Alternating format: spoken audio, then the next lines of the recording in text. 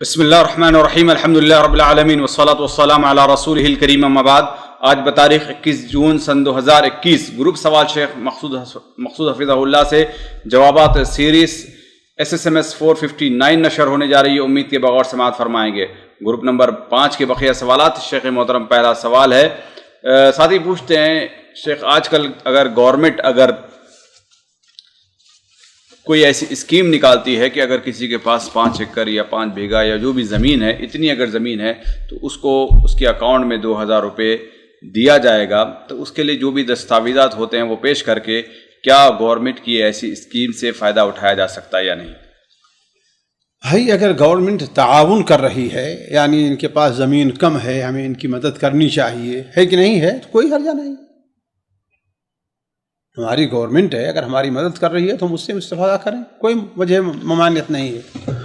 جی یہاں پر یہ بھی ہو سکتا ہے کہ مثال کے طور پر اگر وہاں پر گورنمنٹ اگر شرط لگاتی ہے کہ اگر مستحق ہوں تو تبھی انہیں دیا جائے گا، تو وہاں پر بھائی دیکھیے وہ ایک حد متعین کرتی، اتنی زمین جس کے پاس ہے وہ مستحق ہے، تو اتنی زمین جس کے پاس وہ لے سکتا ہے۔ انکم بھی اگر وہاں پر شرط لگا دی جائے تو لگائے، ظاہر بات ہے ان شروط کو پورا کرنا ضروری ہے۔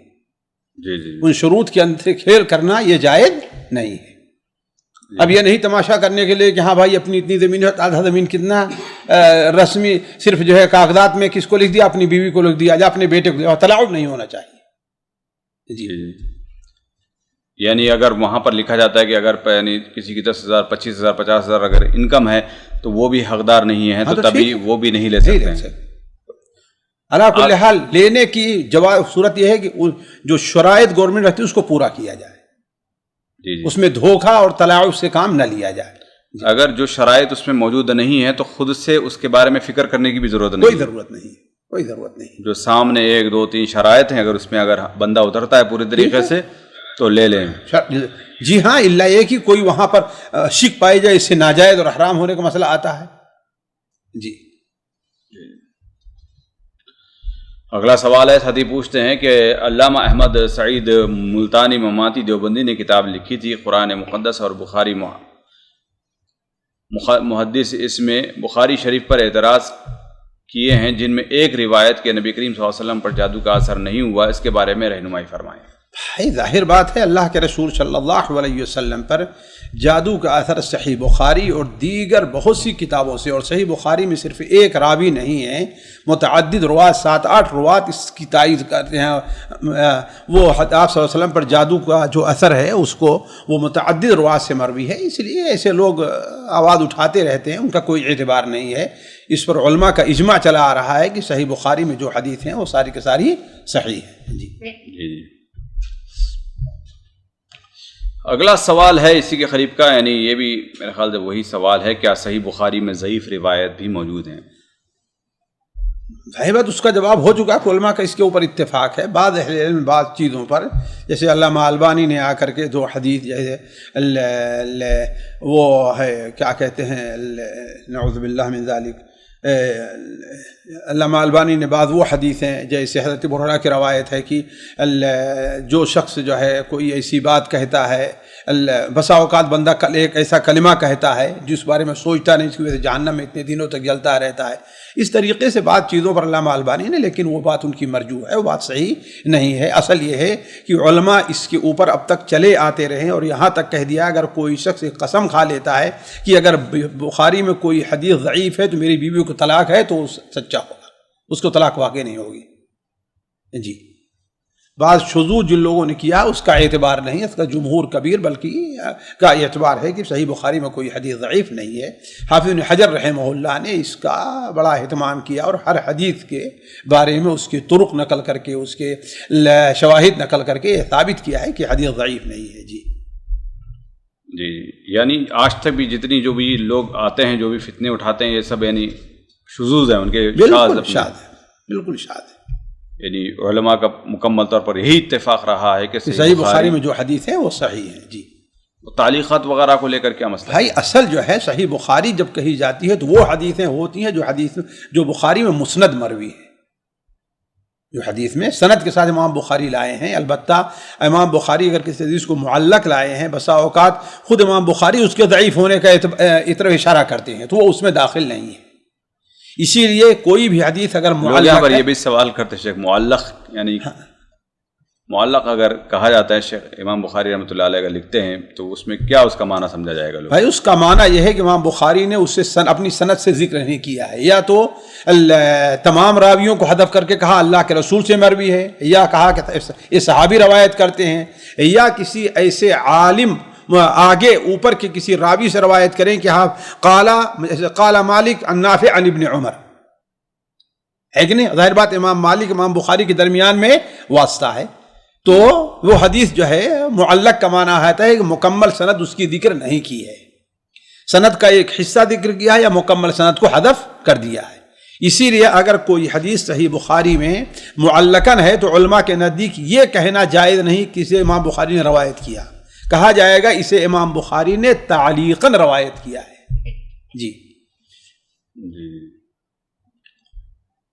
اگلا سوال ساتھی پوچھتے ہیں شیخ محترم، جیسا کہ آج کل زوم کا زمانہ ہے اور بہت سارے لوگ زوم پر یعنی قرآن کورس کروا رہے ہیں اور ہر مہینہ ایک پارہ تفسیر سکھاتے ہیں اور اس کے پیسے لیتے ہیں، تو کیا یہ عمل جائز ہوگا یا نہیں؟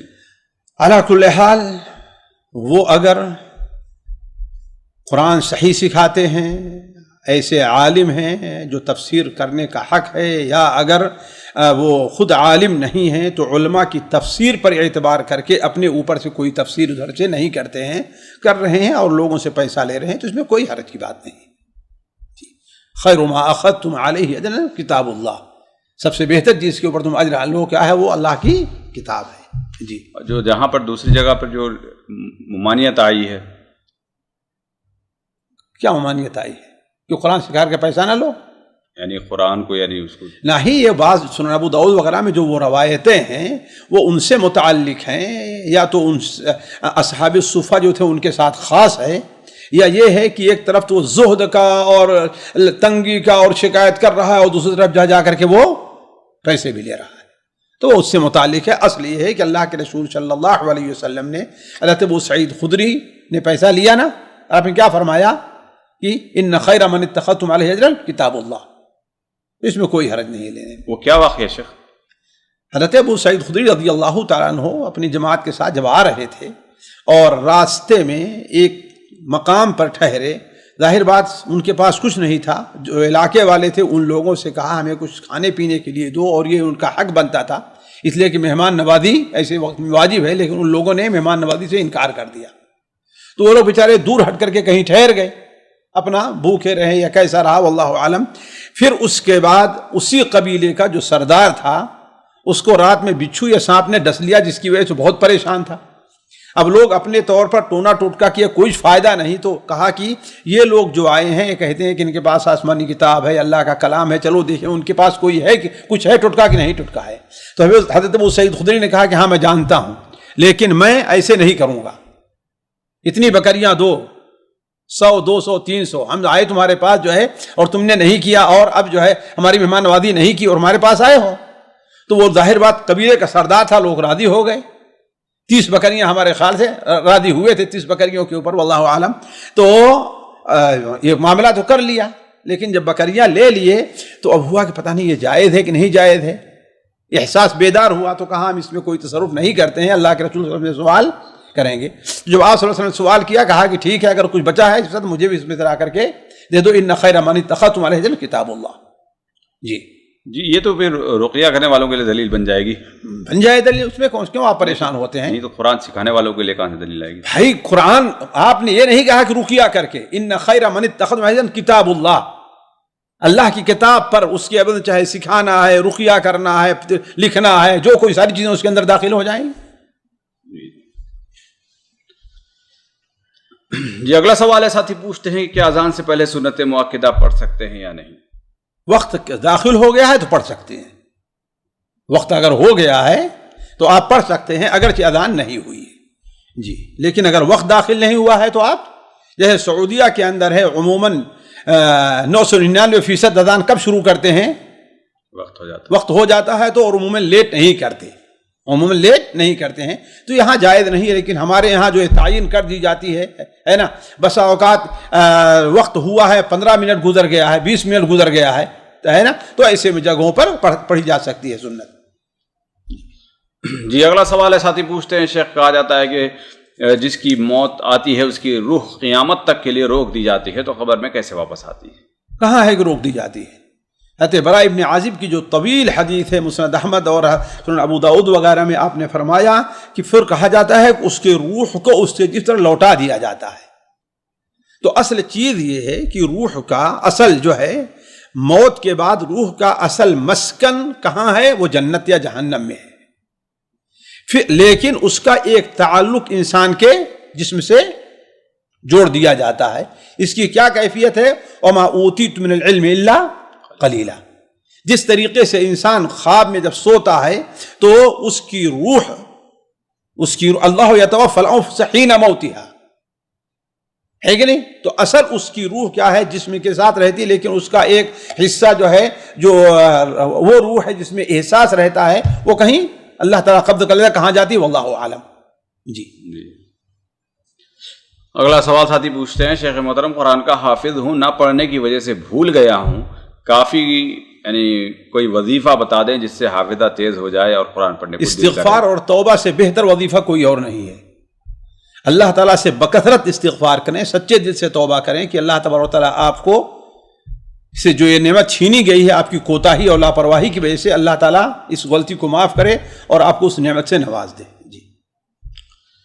جی اگلا سوال ہے، ساتھی پوچھتے ہیں، شیخ محترم جیسا کہ اگر ہم فرض نماز میں پہنچتے ہیں تو وہاں پر اگر 2 رکعتیں ہماری مس ہو جاتی ہیں اور آخری 2 رکعتوں میں ہم شامل ہوتے ہیں، تو کیا وہاں پر سورۃ الفاتحہ کے ساتھ ہمزم سورہ بھی پڑھیں گے یا نہیں پڑھیں گے؟ بھائی اگر امام موقع دیتا ہے تو ضرور پڑھیے، نہیں موقع دیتا ہے تو سورہ فاتحہ کافی ہو جائے گی۔ امام موقع نہیں دے رہا ہے تو سورہ فاتحہ جیسے عام حالات ہیں تو سورہ فاتحہ کافی ہے آپ کے لیے۔ جی اگلا سوال ساتھی پوچھتے ہیں، شیخ محترم اس حدیث کی کیا حقیقت ہے کہ میت کو دفن کرنے کے بعد قبر پر کھڑے ہو کر دعا کرنی چاہیے اتنی دیر تک کہ ایک اونٹ کو ذبح کر کے اس کو تقسیم کر دیا جائے؟ بھائی دیکھیے، جہاں تک دعا کا تعلق ہے وہ اللہ کے رسول صلی اللہ علیہ وسلم سے ثابت ہے، لیکن جہاں تک وقت کی تعیین ہے، یہ شریعت میں وقت کی تعیین نہیں ہے۔ یہ صحیح مسلم میں حضرت عمرو بن عاص رضی اللہ تعالی عنہ کا قول ہے۔ انہوں نے اپنی وفات کے وقت ایک لمبی حدیث ہے جو وہاں پر وہ رو رہے تھے اور افسوس ظاہر کیا تھا، آئے ان کے بیٹے انہیں تسلی دیتے رہے تو اپنا پورا قصہ سنایا، پھر اس کے بعد انہوں نے اپنی جو وصیت کی تھی یہ ہے کہ میرے ساتھ جب میں چلے تو آگ لے کر کے اور شور شرابہ نہیں ہونا چاہیے، اور جب مجھے دفن کر دینا تو دفن کے بعد جو ہے اتنی دیر تک وہاں پر تم ٹھہرے رہنا، دعا کرتے رہنا جتنی دیر میں ایک اونٹ ذبح کر تقسیم نہ کر دیا جائے، تاکہ میں تمہاری وجہ سے وہاں پر مجھے انسیت رہے، یعنی تم دعا کرتے رہو تو مجھے انسیت رہے اور میں اللہ تعالیٰ کی طرف سے جو فرشتے سوال کرنے آئے گے ان کو میں جواب صحیح دے سکوں۔ تو یہ ایک صحابی کا عمل ہے، صحابی کا قول ہے، کوئی حدیث نہیں ہے۔ تو اس سے تحدید نہیں کی ایسی، البتہ یہ کہا جاتا ہے کہ انسان کو وہاں پر خاص طور پر اس کے جو اقارب ہوں، بیٹے ہیں، بھائی ہیں، جگری دوست ہیں، انہیں کچھ دیر تک وہاں پر رکنا چاہیے۔ جی اگلا سوال ہے، ساتھی پوچھتے ہیں، شیخ محترم جب وضو کرتے ہیں تو جب چہرہ دھوتے ہوئے داڑھی کے سارے بال کو دھونا ضروری ہے یا نہیں؟ اوپر کا حصہ دھونا ضروری ہے، خاص طور پر داڑھی اگر گھنی ہے تو، اور اگر گھنی نہیں ہے تو ظاہر بات ہے کہ چمڑی دکھائی دے رہی ہے تو ظاہر بات چمڑے پر بھی، لیکن اگر گھنی ہے تو اس کے داڑھی کے جڑوں تک، بالوں تک پانی پہنچانا ضروری نہیں، صرف اوپر کا حصہ اور داڑھی کے اندر صرف خلال کر لینا کافی ہے۔ جی اگلا سوال ساتھی پوچھتے ہیں کہ اگر کوئی بغیر داڑھی والا ہے اس کے پیچھے نماز پڑھ سکتے ہیں یا نہیں؟ مسلمان ہے تو پڑھ سکتے ہیں، کافر ہے تو نہ پڑھیں۔ آپ اگر آپ یہ سمجھتے ہیں کافر ہو جاتا ہے، نعوذ باللہ من ذالک، وہ مسلمان ہے، لیکن یہ الگ مسئلہ ہے کہ امام ایسے شخص کو بنانا چاہیے جو نیک اور صالح ہو، لیکن کسی ایسی جگہ پڑھ گئے آپ کی ایک داڑھی والا نماز پڑھا رہا ہے تو آپ یہ نہ کہیں کہ اس کے پیچھے ہمارا نماز نہیں ہوگی، آپ جماعت میں شریک ہو جائیے۔ جی اگلا سوال ہے، ساتھی پوچھتے ہیں کہ پاک و ہند میں نماز عصر اور مغرب سے کم و بیش 1.5 گھنٹہ قبل ہوتی ہے، کیا تاخیر سے ادا کرنا جائز ہے؟ بھائی اتنے تاخیر سے ادا کیا جاتا ہے جب تک سورج پیلا نہ پڑے، لیکن پیلا پڑنے لگے تو اس وقت مکروہ ہو جاتی ہے نا، لیکن جب تک سورج پیلا نہیں پڑ رہا ہے تب تک جو ہے مؤخر کیا جا سکتا ہے. یہ الگ مسئلہ ہے کہ افضل وقت کون ہے، وہ پہلا ہی وقت ہے. جی اگلا سوال ہے، ساتھی پوچھتے ہیں کہ تشہد میں نظر انگلی پہ رکھنے والی حدیث کو بعض علماء ضعیف کہتے ہیں، اس کی وضاحت فرمائیں. بھائی لوگ تو صحیح بخاری کی حدیثوں پہ ضعیف کہتے ہیں، ان کو کیا کریں گے؟ اس سلسلے میں 2 حدیثیں وارد ہیں، سنن ابو داود میں بھی ہے، مسند احمد میں ہے، سنن نسائی میں ہے. حضرت عبداللہ ابن زبیر رضی اللہ تعالی عنہ کی حدیث ہے کہ جس میں ہے لا تجاوز بصرہ اشارتہ، آپ کی نظر جو ہوتی تھی، آپ کے اشارہ جو انگلش کرتے اس سے نہیں ہٹتی تھی. یہ حدیث حق تو یہ ہے کہ یقیناً صحیح سند کے ساتھ نہیں تو کم سے کم حسن سند ضروری ہے. اس میں سے ایک راوی محمد ابن عجلان کے اوپر کچھ کلام ہے، لیکن یہ ہے کہ حافظ ابن حجر رحمہ اللہ نے انہیں صدوق قرار دیا ہے، جن کی حدیث کم سے کم حسن ضرور ہوتی ہے. اور اس کی تائید حضرت عبداللہ ابن عمر رضی اللہ عنہ کی اس حدیث اس اثر سے بھی ہوتی ہے جس میں ان کا عمل نقل کیا گیا ہے، جو صحیح مسلم کی شرط کے اوپر ہے. اصل حدیث صحیح مسلم میں ہے، لیکن یہ الفاظ صحیح سنن ابو داود و سنن ترمذی میں ہیں کہ حضرت عبداللہ ابن عمر اپنی نظر کو وہاں سے ہٹاتے نہیں تھے، نظر کو نہیں ہٹاتے تھے. تو یہ 2 حدیثیں اس بات کی طرف اشارہ ہیں کہ آپ صلی اللہ علیہ وسلم کا عمل یہی رہا ہے. جی اگلا سوال ہے، ساتھی پوچھتے ہیں شیخ محترم، ایک والدہ کے انتقال کے بعد ان کا جو سونا تھا بھائیوں نے یعنی ان کی بہن کو یعنی والدہ کی بیٹی کو جو ہے وہ سونا دے دیا ہے. اب سوال یہاں پر یہ ہے کہ وہ پوچھتی ہیں کہ میں صدقہ جاریہ ان کے لیے کیسے کر سکتی ہوں؟ اگر وہ سونا اگر اس کے بھائی کی بیٹی کے شادی کے لیے دے دے تو اس کا کیش کروا کے جو بھی ہے تو ضرورت مند ہے، تو کیا وہاں پر بھی ثواب ملنا ممکن ہے یا نہیں ہے؟ دیکھیے جہاں اس سے پہلے والی حدیث بارے میں حضرت عبداللہ ابن عمر کا جو قول ہے رما ببصرہ الیہا کے الفاظ ہیں، یعنی اپنی نظر کو اس کے اوپر لگا دیتے تھے، گاڑ دیتے تھے. جہاں تک اس سوال کا تعلق ہے، اس سوال کے بارے میں دیکھیے اگر فعلاً وہ محتاج ہے، وہ غریب ہے جیسا کہ آپ لوگ کہہ رہے ہیں، اگر اسے صدقہ کی نیت سے دے دیا جائے تو انشاءاللہ انہیں صدقہ جاریہ کا ثواب ملتا رہے گا. جب تک وہ پہنتی رہے گی، استعمال کرتی رہے گی، اس کا ثواب ملے گا انشاءاللہ.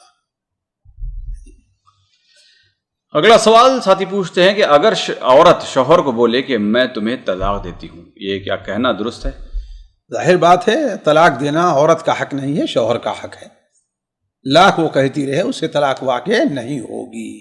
اسے اگر چاہیے تو وہ خلع لے، نہ کہ وہ طلاق دے.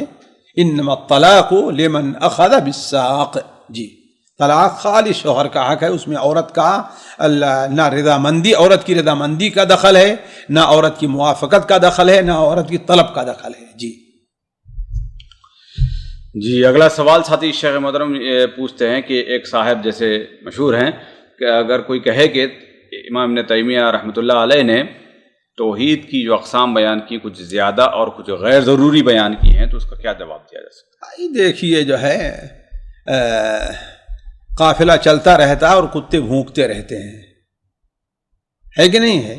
اب ایسے لوگ چھوٹے طالب علم جو عربی نہیں جانتے وہ امام ابن تیمیہ رحمہ، میں نے کہا امام ابن تیمیہ معصوم الخطا ہیں، لیکن اب ایسے لوگ اعتراض کرنا شروع کر دیں تو ظاہر بات ہے دنیا کوئی امام بچنے والا نہیں ہے. امام ابن تیمیہ رحمہ اللہ نے توحید اور عقیدہ سلف کی بڑی خدمت کی ہے، اللہ تبارک و تعالیٰ قبول فرمائے. ایسے لوگوں کی کوئی اہمیت نہیں ہے، چھوڑ دیجئے اس کو آپ. جی اگلا سوال ساتھی پوچھتے ہیں شیخ محترم سورۃ البقرہ پڑھنے کا صحیح طریقہ کیا ہے؟ کیا دن میں ایک ہی مجلس میں اس کو پڑھنا چاہیے یا دھیرے دھیرے کر کے پڑھا جا سکتا ہے؟ ایک آدمی ہی کو پڑھنا ضروری ہے اور کیا کئی آدمی بھی اس کو پڑھ سکتے ہیں؟ کیا فضیلت پانے کے طریقے ہیں؟ دیکھیے آپ صلی اللہ علیہ وسلم نے جو کہا ہے کہ سورۃ البقرہ لا یستطیع البطلہ، اس کے اوپر جادوگر کا جو ہے غالب نہیں آ سکتا، تو اس کا مطلب یہ ہے کہ ایک ہی شخص جو ہے گھر کا ذمہ دار ہے یا گھر میں جو رہتا ہے وہی شخص پڑھے. اور اصل تو یہ ہے کہ ایک ہی مجلس میں پڑھا جائے. ایک ہی مجلس کا معنی یہ نہیں ہے کہ اگر اسے جو ہے استنجا کی ضرورت پڑ گئی یہ ہوئے تو وہاں پر نہ جائے، نہیں، لیکن یہ ہے کہ لوگوں کو تقسیم کر کے پڑھنا یہ نہیں ہوگا کہ کسی ایک شخص نے پڑھا ہے. تو اصل یہ ہے کہ حدیث کا ظاہر فضیلت جو گھر میں شیطان داخل نہیں ہوتا اصل فضیلت یہی ہے کہ ایک آدمی پڑھے اس کو. جی. اور بہتر یہ ہے کہ ایک ہی مجلس میں، لیکن یہ ہے کہ اگر جو ہے کوئی حاجت درپیش ہے یا انسان اتنا نہیں پڑھ سکتا ہے، کچھ کام آ جاتے ہیں، اتنا اس کے پاس وقت نہیں ہے، تو امید کی جاتی ہے اگر الگ الگ بھی پڑھ لے گا تو انشاءاللہ ہو جائے گی. لیکن ظاہر حدیث یہی ہے کہ ایک ہی مجلس میں ہونا چاہیے اور ایک ہی شخص طرف سے ہونا چاہیے. اس فضیلت کے لیے یعنی کچھ ایام بھی ہیں، اتنے دن پڑھنا چاہیے، 40 دن لوگ بھائی کہتے ہیں. دیکھیے 40 دن کی کوئی نہیں ہے، البتہ آخری آیات کی فضیلت آپ نے جو بیان فرمائی ہے تو آپ نے فرمایا کہ جس گھر میں 3 دن پڑھی جائے گی شیطان اس سے بھاگ کھڑا ہوگا، شیطان اس سے بھاگ کھڑا ہوگا. تو یہ اس صورت میں ہے جب کہ کچھ ایسا ہو کہ ہاں بھائی ہمارے گھر میں شیطان کا داخلہ ہو گیا ہے، یا شیطان جو ہے کسی لوگوں پر حملہ آور ہے، یا کسی جادو وغیرہ کا اثر ہے، تو ایسی صورت میں انسان 3 دن تک لگاتار پڑھے. ورنہ حدیث کا یہ مطلب ہے کہ یا بکثرت جو ہے اس کی تلاوت جو ہے ہونی چاہیے سورہ بقرہ کی گھر میں. جی اگر معمول بنا لے ہر ہفتے ایک مرتبہ پڑھنا شروع کوئی حرج نہیں انشاءاللہ، لیکن اس کے ساتھ ساتھ پورے قرآن کو چھوڑ نہ دے. قرآن کا کوئی حصہ چھوٹا ہوا نہیں ہے، کوئی حصہ چھوٹا. پورے قرآن کے اہتمام کے ساتھ اگر بعض صورتوں کا جن کی فضیلت والی زیادہ اہتمام کرتا ہے تو اس میں کوئی حرج نہیں ہے. جی اگر کسی گھر میں مجبور ہے پڑھنے کے لیے، کوئی یعنی امکان نہیں ہے وہاں پر، تو کیا ریکارڈنگ سے کام چل سکتا ہے؟ ریکارڈنگ سے کام نہیں چلے گا، کسی نیک بندے کو بلا کر کے وہاں پر پڑھوائیں. جی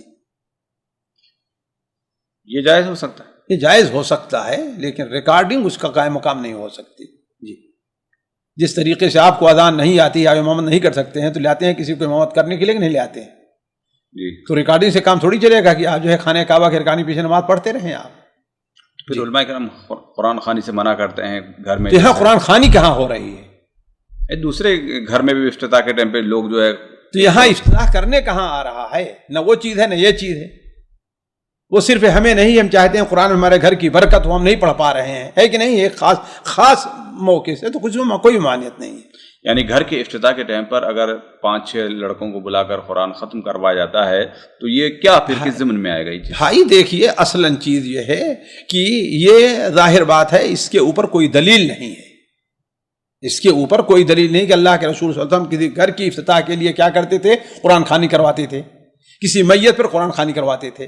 لیکن یہ ہے کہ آپ صلی اللہ علیہ وسلم گھر میں ہیں، اس میں قرآن پڑھنے کا اہتمام کرتے تھے، ہے کہ نہیں ہے؟ لہذا ایک خاص موقع پر اگر کوئی آدمی نہیں پڑھے اور وہ چیز وہ ثابت ہے شریعت سے، یہ نہیں کہ اس کے لیے جیسے قرآن خوانی ہے یا افتتاح کے لیے یہ چیز ثابت نہیں ہے. لیکن ایک چیز ثابت ہے کہ ٹھیک ہے ہمارے گھر میں پریشانی ہے، ڈرتی ہے، مجھے لگ رہا ہے کسی وجہ شیطان آ گیا، کوئی آدمی 3 دن آ کر کے پڑھ دے، انشاءاللہ کوئی حرج نہیں ہے. جی یعنی یہ تو پھر یہاں پہ وہی اجرت بھی لی جا سکتی ہے. پھر وہ نہیں آ جاتا ٹھیک، اجرت لے لے وہ اجرت، تو وہ برکت وغیرہ سب چیزیں شامل ہو جائیں گی. اس کی نیت پر ہے، اس کی نیت کے اوپر. جی اگلا سوال ہے، ساتھی پوچھتے ہیں شیخ محترم زمزم کی بوٹلیں جو ہے نا یعنی بعض بڑی مارکیٹوں میں سستی ملتی ہیں، تو وہاں سے خرید کر بقالے وغیرہ یعنی چھوٹی دکانوں پر 1-2 ریال اس میں منافع رکھ کر بیچنا، اس کا کیا حکم رکھتا ہے؟ کوئی حرج نہیں. اگر اصل خرید کر کے لایا ہے تو اس کو بیچ سکتا ہے، کوئی حرج نہیں، کوئی حرج نہیں. ہم پانی بیچتے ہیں کہ نہیں بیچتے ہیں؟ جی جی اگلا سوال ہے، ساتھی پوچھتے ہیں شیخ محترم کی ایک بیوی بد زبان ہے اور نافرمان ہے اور ساتھ میں تھوڑی سی بات پر ناراض ہو کر میکے میں 1 سال سے بیٹھی ہوئی ہے، تو اس کے ساتھ کیا معاملہ کرنا چاہیے؟ سب سے آسان اس کا حل ہے دوسری شادی کر لو، چھوڑ دو اس کو. 2 سب سے آسان 2 بچے بھی ہیں تو کیا ہوا؟ کوئی ضروری ہے کہ 2 ہی بچے رہے؟ بچوں کو اپنا لے لے، اس سے بہتر حل اور کیا ہوگا؟ یا تو پھر لاؤ اس کو باندھ کر کے رکھو، پھر ہے نا. ایسی عورتوں کے ساتھ ایسا ہی معاملہ کرنا چاہیے. میں حقیقت کیا ہے واللہ عالم، آدمی اپنی غلطی نہیں بتاتا، لیکن ان کے سوال کی بنیاد پر میں کہہ رہا ہوں، جواب دے رہا ہوں. جی تو ٹھیک ہے، ظاہر بات ایک مرد ہے بغیر عورت کے نہیں رہ سکتا ہے، ٹھیک ہے دوسری شادی کر لے. بھائی تمہیں آنا ہے یا نہیں آنا، ہمارا انتظام ہو گیا، چلو ہم کر لینا اپنا انتظام. چل جی اگلا سوال ہے، ساتھی پوچھتے ہیں کہ کچھ جدیدی مسلم ہیں جو صحیح بخاری کی جو روایت ہے کہ جس میں بندر کو رجم کرنے والی جو روایت صحابی نے کیا، تو اس کا مذاق اڑاتے ہیں، تو ہمیں انہیں کیسے جواب دینا ہے؟ بھائی دین کے مذاق اڑانے والوں کا جواب ظاہر بات یہ تو کفر ہے. صحیح بخاری میں جب وہ حدیث موجود ہے، سند کے لحاظ سے کوئی اس پر کلام نہیں ہے. اب یہ اس کی توجیہ سوچیں، اس کی توجیہ کیا ہو سکتی ہے؟ اور جہاں دیکھیے، جہاں تک اس بات کا تعلق ہے، بعض جانوروں کے اندر اللہ تعالیٰ نے بعض ایسی خاصیت رکھی ہے جو قابل تعجب ہوتی ہے. مثال کے طور پر گھوڑے کے بارے میں کہتے ہیں کہ وہ اپنی ماں بہن کے ساتھ کبھی بھی وہ جفتی نہیں کرتا. تو اسی طریقے سے اگر یہ احساس ان بندروں کے اندر اللہ تعالیٰ نے رکھا ہے اور وہ صحیح طور سے ثابت ہو رہی ہے، تو اس کی کیا قابل عبرت بات ہو سکتی ہے. اور لوگوں کا یہ کہنا کہ جانور جو ہے غیر مکلف ہے، مکمل طور پر یہ بات بھی غلط ہے. اللہ تعالیٰ نے ان کے لیے کچھ اصول رکھے ہیں جو ان کے اندر ہیں، اسی لیے بنیاد پر قیامت کے دن اللہ تبارک و تعالیٰ ان کا حساب بھی چکائے گا، ہے کہ نہیں؟ قیامت دن جانوروں کا حساب لیا جائے گا نا. تو اس کا مطلب ہے کہ ان کے لیے بھی کچھ حدود ہیں جن کا انہیں احساس ہے کہ یہ نہیں کرنا چاہیے. تو اگر بندروں کے اندر یہ صفت پائی جا رہی ہے کہ وہ بندروں سے پائی کہ ہاں بھائی وہ ایک اپنا خاص رہتی ہے، ان کی ایک مادہ جو ہے خاص رہتی ہے نا. اب اس کے ساتھ ہوتا ہے تو لوگ جو ہے کیا دوسرے اس پر بندر اس پر چڑھ دوڑتے ہیں، تو اس میں کون سی عیب کی بات ہے؟ میں تو نہیں کوئی اس میں تعجب کی بات ہے جی. اور وہ راوی ہے، یا تو کہیے کہ وہ جھوٹ بول رہے ہیں، یا تو کہیے کہ وہ بلکہ کہتے ہیں ہم نے دیکھا، بلکہ میں بھی اس میں شریک ہوا. پتھر مار میں بکرے یمن کے علاقے رہنے والے تھے، عمرو بن میمون ان کا نام ہے نا، اور انہوں نے خود بھی بکریاں چرا رہے تھے. ایسا ہوا تو پتھر مارا. خود واضح کرتے ہیں کہ میں دیکھ رہا تھا کہ ایک بندری اپنے ایک بندر کے ساتھ تھی.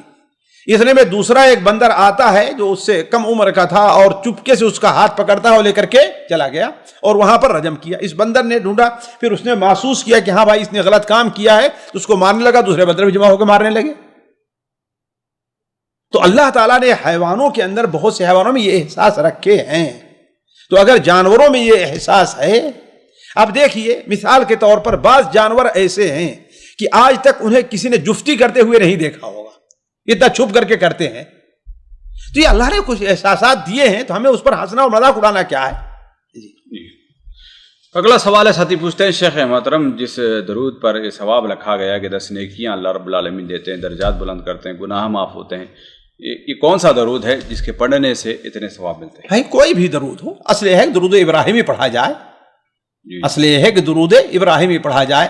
اب ظاہر بات ہے جو درود جو ہے درود ابراہیمی ہے، یا مختصر جو علماء صلی اللہ علیہ وسلم ہے، یا اللہم صلی اللہ محمد وعلی آل محمد وبارک وسلم ہے نا، تو جو پڑھے گا، جو جتنا بڑا ہوگا اسی کے لحاظ سے اس کو 10 گنا ملتا جائے گا. جی. اگلا سوال، کچھ سوالات خواتین گروپ سے شامل کیے جاتے ہیں. پہلا سوال ہے، بہن پوچھتی ہیں شیخ محترم، اگر میں کتے کو اگر ٹچ کرتی ہوں انگلی سے یا ہاتھ سے، تو کیا میرا ہاتھ گندا ہو جائے گا؟ اس کو دھونا ضروری ہے؟ اگر جو ہے وہ گیلا ہے، رطوبت اس پر ہے، تو ہاتھ گندا ہو گیا، اس کو دھویا جائے گا، لیکن اس میں 7 بار دھونے کا مسئلہ نہیں آئے گا. جی 7 بار صرف برتن میں لعاب کے ساتھ خاص ہے، نہ کہ وہ انسان کے جسم کپڑے وغیرہ کے ساتھ خاص ہے. جی.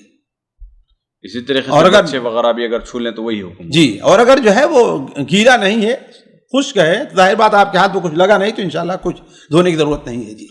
اس کے منہ میں اگر ہاتھ چلا جائے تو ٹھیک ہے، ہاتھ دھل لیں آپ. تب بھی 7 مرتبہ ایسا دھلنے کی کوئی نہ ہے، اس کی کوئی دلیل نہیں کہ ہاتھ کو بھی 7 بار دھولا جائے. جی. جی. اگلا سوال بہن لکھتی ہیں کہ ہم نے اس طرح سے، شیخ محترم ہم نے اس طرح سے سنا ہے کہ غم یا پریشانی کے عالم میں انسان جب زار و خدار ہوتا ہے، لمبے لمبے سانس لے کر منہ کھول کر، تو اس وقت شیطان مردود اس کے جسم کے اندر داخل ہو جاتا ہے. کیا ایسا ہے؟ اگر ایسا ہی ہے تو بعض لوگ نماز کے اندر بھی ہچکیاں لے کر دوران نماز روتے ہیں، کیا اس وقت بھی یہ معاملہ ہوتا ہے؟ مجھے یہ علم نہیں ہے، کسی اور سے پوچھ لیں. میرے علم میں یہ حدیث نہیں ہے. یہ الگ مسئلہ ہے کہ شیطان ایسے موقع پر کچھ ضرور ہوگا، ہے نا، مزید جو ہے وہ رونے کے لیے اس کو کہے گا. لیکن یہ ہے کہ اگر انسان ہچکیاں لیا نماز میں رو رہا ہے، اور بسا اوقات ہر آدمی کے اندر برداشت کا وہ مادہ نہیں ہوتا ہے، وہ قوت ضبط نہیں ہوتی ہے، تو انشاءاللہ اس پر کوئی حرج نہیں ہے. بلکہ اگر وہ اللہ کے لیے رو رہا ہے تو اس پر جو ہے ثواب کا وہ حقدار ہوگا. جی. اگلا سوال بہن پوچھتے ہیں کہ شیخ محترم سجدے تلاوت کیسے کرنا چاہیے؟ صحیح طریقہ کار کیا ہے کہ اللہ اکبر کہتے ہوئے سجدے میں جائیں اور اٹھتے وقت بھی اللہ اکبر کہنا چاہیے یا نہیں؟ بھائی دیکھیے، جہاں تک سجدے میں جانے کا تھا، صراحت آئی حدیث میں کہ آپ نے اللہ اکبر کہا اور سجدے میں چلے گئے، ہے نا. لیکن نماز میں اگر نہیں ہے تو اٹھتے ہوئے سجدہ کرے گا یا نہیں کرے گا، یہ اہل علم کے نزدیک مختلف ہی ہے. اللہ اکبر کہے گا، اللہ اکبر کہے گا کہ نہیں کرے گا، یہ اہل نزدیک مختلف ہی ہے. بعض علماء نے جو نماز پر قیاس کیا ہے وہ کیا ہے، اس کو اللہ اکبر کہتے ہیں، اور بات کہتے ہیں کہ نہیں، شیخ بن عثیمین ہے کہ صرف جو ہے ویسے اٹھ جائے گا، اس لیے کہ اس کے لیے اس میں کوئی یہ تو دلیل ہے کہ آپ نے جاتے ہوئے اللہ اکبر کہا، لیکن یہ دلیل وارد نہیں کہ آپ نے اٹھتے ہوئے بھی اللہ اکبر کہا تھا. نماز میں تو کہنا پڑے گا نا. نماز میں اس لیے کہنا پڑے گا کہ ہر جھکتے اٹھتے آپ اللہ اکبر کہیں، اس حدیث سے لیا جائے گا، جی نہ کہ یہ ہے کہ آپ نے اللہ اکبر کہہ کر آپ اٹھے ہیں. جی تو اس کا مطلب یعنی ان کی حساب سے کہ جاتے ہوئے بھی جانا ضروری نہیں ہے. عام حالات میں ضروری نہیں ہے جی، لیکن یہ ہے کہ اس کا طریقہ پوچھیں، طریقہ اللہ اکبر کہتے ہوئے سجدے میں جائے اور سبحان اللہ، اور یہ دعا جو ہے سجدے تلاوت کی ہے، اللہم اجعلھا لی اللہم اجعلھا ذخرا، نعوذ باللہ. یعنی نبی کریم صلی اللہ علیہ وسلم سے اس میں یہ بھی ہے کہ ثابت کہ جاتے ہوئے یعنی عام حالات میں بنا نماز کے اللہ اکبر کہتے ہوئے آپ سجدے میں جاتے ہیں؟ جی کبرا آپ سجدہ کی تکبیر کہے اور سجدے میں چلے گئے آپ. عام حالات کی بات ہے. جی پھر اٹھتے ہوئے کوئی ذکر نہیں ہے. اسی پر علماء کرام جی سر اور کچھ بتا رہے تھے؟ نہیں، میں وہ دعا جو ہے جیسے سبحانک سید وجہ الذی خلقہ وصورہ، یا وہ دعا جو حضرت جس میں حضرت داؤد علیہ السلام کا ذکر ہے، اللہم اکتب لی بہا اجرا وضع عنی بہا وزرا وجعلھا لی عندک ذخرا وتقبلھا منی کما تقبلت من عبدک داؤد. تو دونوں دعاؤں میں سے کوئی بھی دعا پڑھ سکتا ہے. جی اگلا سوال ساتھی بہن پوچھتے ہیں کیا عورت جوڑا بنا کر نماز پڑھ سکتی ہیں؟ جوڑا بنا کر کے جوڑا جی کوئی حرجہ نہیں ہے. جی کوئی ممانعت نہیں ہے اس کی.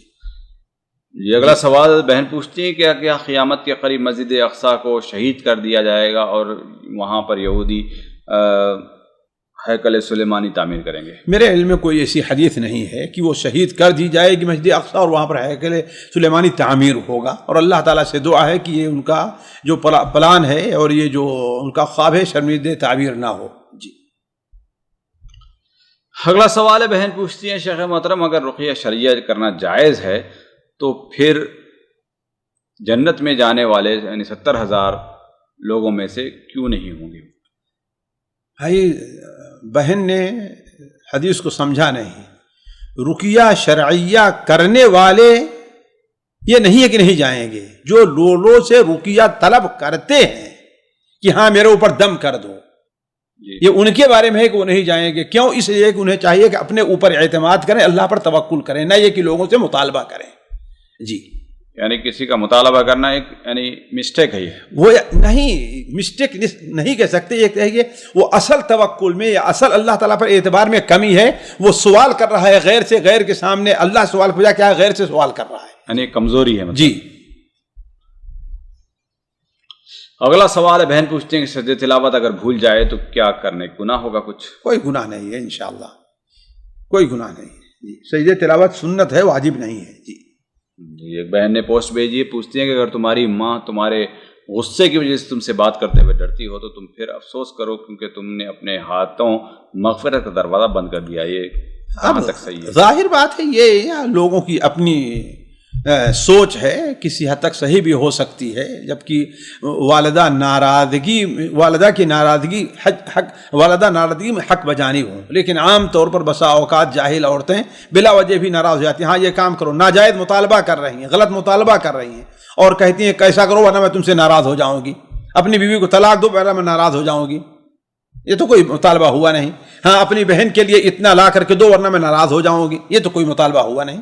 اگر حق بجانب ہے ناراض ہونے میں تو ظاہر بات ہے انسان کے لیے بڑے خسارے کا سبب ہے. جی یہاں پر تو ڈرنے کا لفظ استعمال ہوا ہے کہ ماں ڈرتی ہے اتنا، یعنی اس کی ہیبت ہے. بھائی یہ بھی تو اس سے خرابی چیز. ظاہر بات ہے کیوں ڈرتی ہے؟ ہو سکتا ہے اس کی اپنی کوئی غلطی ہو جس کی وجہ سے ڈر رہی ہے، ہو سکتا ہے نا کوئی ایسی غلطی ہے جس کی وجہ سے ڈر رہی ہے. لیکن یہ ہے کہ اگر بیٹے کو ہمیشہ اس چیز کو مد نظر رکھنا چاہیے کہ وہ والدین کے لیے نرم رہے، وخفض علیہما جناح الذل، ہے کہ نہیں ہے، وقل رب ارحمہما کما ربیانی صغیرا، نہ یہ کہ وہ ان کے سامنے جو ہے ایسا بن کر کے بیٹھا رہے کہ والد اگر کچھ کہنا بھی چاہتے ہیں، کچھ مانگنا بھی چاہتے ہیں تو انہیں ڈر لگ رہا ہو۔ جی اگلا سوال بہن پوچھتی ہیں، کیا عدت عورت اپنے ماں کے گھر میں گزار سکتی ہے یا نہیں، یا شوہر کے گھر میں ضروری ہے؟ بھائی دیکھیے کس عدت کی بات ہو رہی ہے، عدت وفات ہے، عدت طلاق ہے، طلاق رجعی ہے، طلاق مغلظہ ہے، ہر ایک کے الگ الگ شروط ہیں۔ عدت وفات ہے یقیناً شوہری کے گھر میں گزارنی ہے، الا یہ کہ کوئی وجہ جواز ہو، کوئی مجبوری ہو تو، ہے کہ نہیں۔ اسی طریقے سے طلاق رجعی کی عدت ہے، وہ بھی شوہر کے یہاں ہی گزارنی ہے، الا یہ کہ کوئی مجبوری ہو تو۔ جی مجبوری کس قسم کی ہو سکتی ہے بھائی؟ یعنی مثال کے طور پر عورت جوان ہے، گھر اکیلا ہے، دائیں بائیں کچھ خطرہ ہے، کوئی آدمی بھی کود کر کے آ سکتا ہے، عزت کے اوپر حملہ کر سکتا ہے، ظاہر بات ایک مجبوری۔ جی اب سعودیہ میں ہے، یہاں پر ہوا ہے، اقامہ ختم ہو رہا ہے، کفیل یا دوسرا تعاون نہیں کر رہا ہے، نہیں جاؤ، ہم نہیں جانتے، گھر کرایہ کون دے گا اتنا، یعنی بہت سی وجوہات ہو سکتی ہیں جی جو یعنی ہو کہ مجبوری، اس کا حل ہمارے پاس نہیں ہے، اس کا حل ہمارے پاس نہیں ہے۔ تو اگر یہاں پر جیسے مثال کے طور پر جو طلاق کی جو عدت ہوا کرتی ہے، طلاق رجعی ہے، تو وہاں پر تو آپس میں لڑائی کی وجہ ہی سے ہی وہ چیز ہوئی ہے، پھر بھی وہاں پر ہے، پھر بھی وہاں پر ہے، زبان درازی کرتی ہے، گھر میں داخل نہیں ہوا چڑھ دوڑتی ہے، وہ بعض عورتیں ہوتی ہیں، ظاہر بات بالکل یہ وجہ ہے، ٹھیک ہے نکال بھگاؤ اس کو۔ یا کسی وجہ سے طلاق دیا ہے کہ وہ غیر مردوں سے باتیں کرتی ہے، چیٹنگ کرتی ہے، اب اس کو چھوڑا لیکن پھر بھی چھوڑ نہیں رہی، بلکہ اب اور دلیر ہو گئی ہے، اب تو ان کو بلانا بھی شروع کر دیا ہے۔ لا تخرجوهن من بيوتهن ولا يخرجن الا ان ياتين بفاحشة مبينة۔ اس کے برخلاف شوہر کی بھی اگر غلطیاں ہوں تو تب بھی جا سکتی ہے عورت؟ ہاں شوہر ہے کہ مارتا ہے، بھگا دے رہا ہے، رکھنے کو تیار نہیں ہے، سے بات نہیں کرتا ہے، کھانے پینے کا سے انتظام نہیں ہوتا ہے، بات نہ کرنا یہ کوئی عذر نہیں ہے، نہیں کرتا ہے نہ کرے، آپ گھر میں رہو اس کو۔ ہاں کھانا نہیں دیتا ہے اس کو، کھانا اس کو نہیں دیتا ہے، یہ نہیں ہے کہ ان کے من کے مطابق وہاں بھی مجھے ہوٹل سے لا کر کے دو، ایسا ہوتا ہے نا، نہیں ٹھیک ہے کھانا ہے پکاؤ اور کھاؤ تم۔ سامعین کرام، ہمارے علمی اور عوامی دروس اور سوال و جواب کی مجلسوں سے آپ خود بھی مستفید ہوں اور اپنے دوست و احباب کے ساتھ بھی شیئر کریں۔ عین ممکن ہے کہ آپ کے شیئر سے کسی کی اصلاح اور آپ کے لیے صدقہ جاریہ بن جائے۔ واٹس ایپ پر اسلامک میسج حاصل کرنے کے لیے نمبر نوٹ فرمائیں: یعقوب عزیز 00966 5089 59707۔ واٹس ایپ سوال جو آپ گروپ میں ایڈ ہونے کے لیے نمبر نوٹ فرمائیں: عبدالسلام عمری 00966 502627 622۔ نمبر بھیجتے ہوئے نام اور پتہ ضرور لکھیں۔ اسی طرح ہمارے یوٹیوب چینل اسلامی دعویٰ کو ضرور سبسکرائب کریں تاکہ ہماری ہر نئی اور اہم ویڈیو کی اطلاع آپ کو فوری حاصل ہو جائے۔ تمام دروس، مقالات اور سوال و جواب سیریز کے لیے ہماری مشہور ویب سائٹ www.islamidawah.com کا مشاہدہ کرتے رہیں۔ السلام علیکم ورحمۃ اللہ وبرکاتہ۔